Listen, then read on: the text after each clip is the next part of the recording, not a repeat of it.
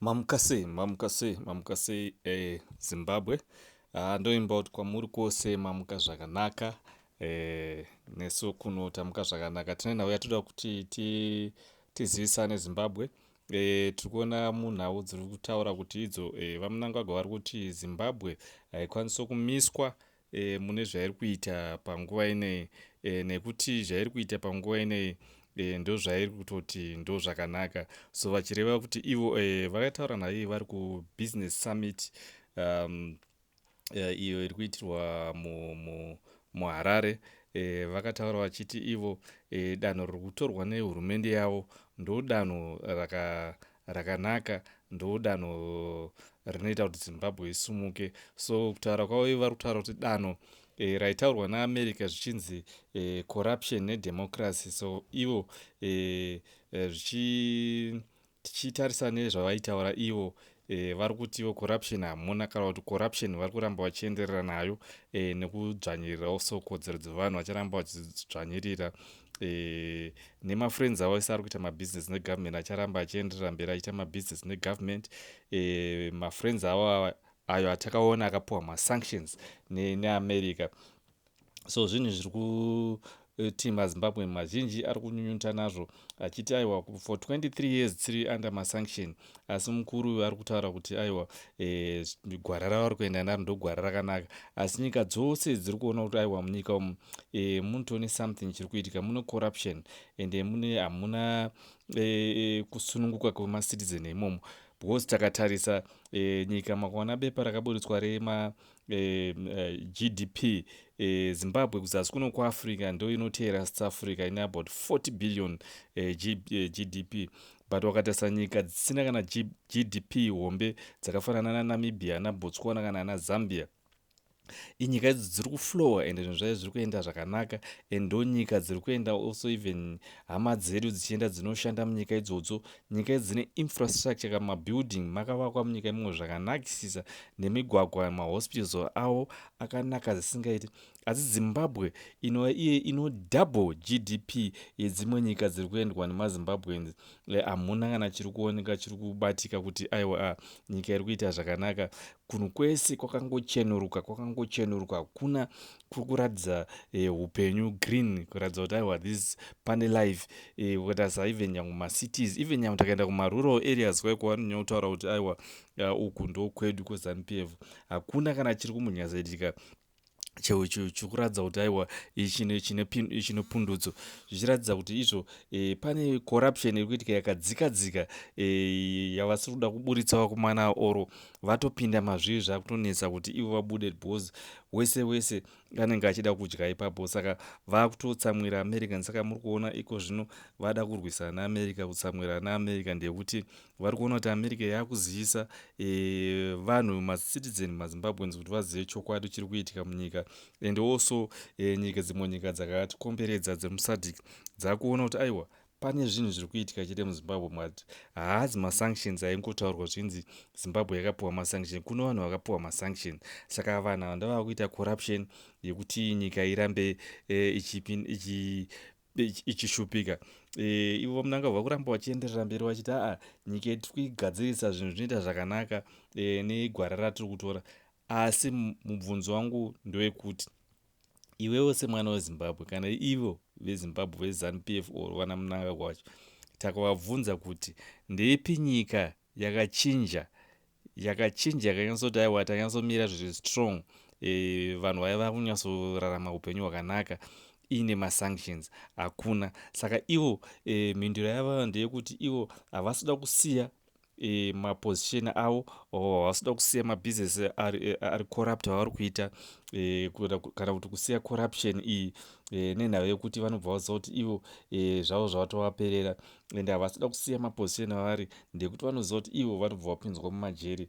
Saka vamuri kuona vada kuramba vachiita kunge masanctions asina basa. But masanctions akaoma, hama dzangu. Masanction haasi tombori right.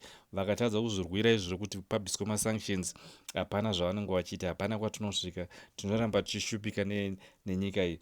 So aiwa vaMnangagwa vanofanira kuona zvavangaite kuti masanctions abviswe, kwete kufungidzira kuti aiwa Zimbabwe ichaita zviri nani nenhau yekuti direction yavari kutora ivo ndo rinokwanisa kuita kuti nyika ichinje. Haife yakachinja, nyika ichangoramba yakadaro, ivo vachingoramba vachingodya, ivo nehama dzavo vachingoramba vachingodya ivo, which means vari kuda kuzama kutaurira vanhu kuti america iyo ndio inofanira kuchinja.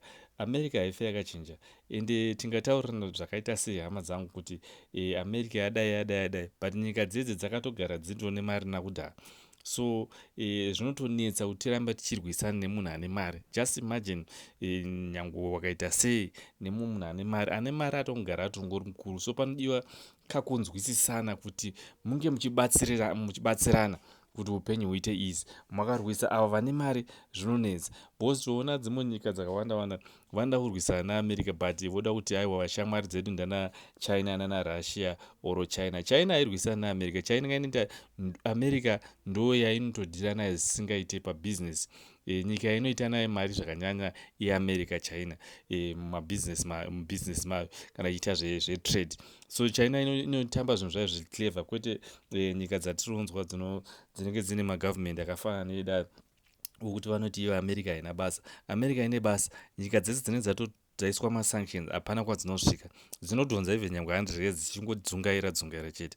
So aiwa tiri kunyeperwa nenyaya yakapusa kudaro, bhos toziva kuti aiwa hapana kwainotisvitsa. Toona Mnangagwa also vachida kuti unity inoitika sei vanhu muchirwisana munyika, vanhu vachingopunzirwa dzimba, vanhu vachingorwisana kumarizevha uko vachipondana vachipisirana dzimba, marali emamwe mapati achingorambidzwa, vanhu vachingosungwa, vanhu vemaopposition vachingosungwa vachienda makotsi. Then makotsi acho otonga ane saidhi raanenge akarerekera iro rinonzi makotsi ezvezvi pari zvino ari captured neZANU PF. Hapana kwatinosvika, corruption yakazara left right and center.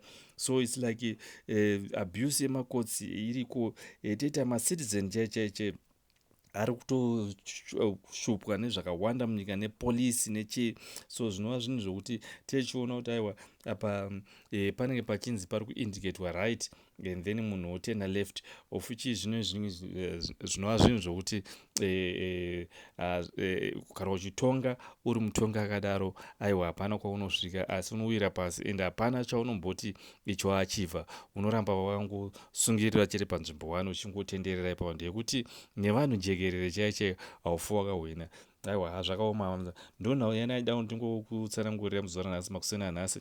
Nhau iri kuitika kubusiness summit uko kuna Mnangagwa, kwavari kutsanangurira vanhu vemabhizinesi kuti ivo gwara ravari kutora ivo ravari kuita riri kunzi recorruption nemaabuse of human rights, vari kuti iro ndo gwara rakanaka.